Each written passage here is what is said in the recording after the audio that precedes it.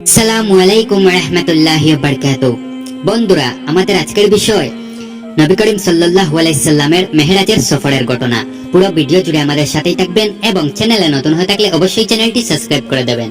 এক রাতে নবী সাল্লাল্লাহু আলাইহি সাল্লামকে মক্কা থেকে বাইতুল মুকাদ্দাস আল আকসা মসজিদ পর্যন্ত নিয়ে যাওয়া হয়। এই যাত্রা হয় আল্লাহর বিশেষ বাহন বুরাকের মাধ্যমে। সেখানে নবী সাল্লাল্লাহু আলাইহি সাল্লাম সকল নবীদের ইমাম হয়ে নামাজ আদায় করেন। সুবহানাল্লাহ। এরপর নবী সাল্লাল্লাহু আলাইহি সাল্লামকে আসমানে নিয়ে যাওয়া হয়। তিনি একে একে 7 আসমান অতিক্রম করেন এবং বিভিন্ন নবীদের সাথে সাক্ষাৎ করেন।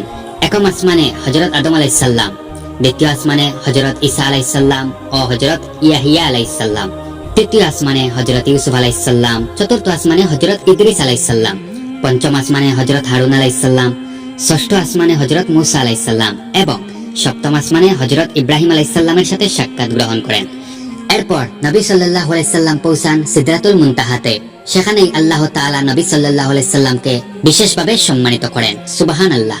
মেহরাজের রাতে আল্লাহ তাআলা মুসলমানদের জন্য 5 ওয়াক্ত নামাজ ফরজ করেন। শুরুতে 50 ওয়াক্ত ছিল, পরে আল্লাহর রহমতে তা কমিয়ে নবী সাল্লাল্লাহু আলাইহি সাল্লাম 5 ওয়াক্ত করে নিয়ে আসেন, কিন্তু সওয়াব থাকবে 50 ওয়াক্তের সমান। সুবহানাল্লাহ।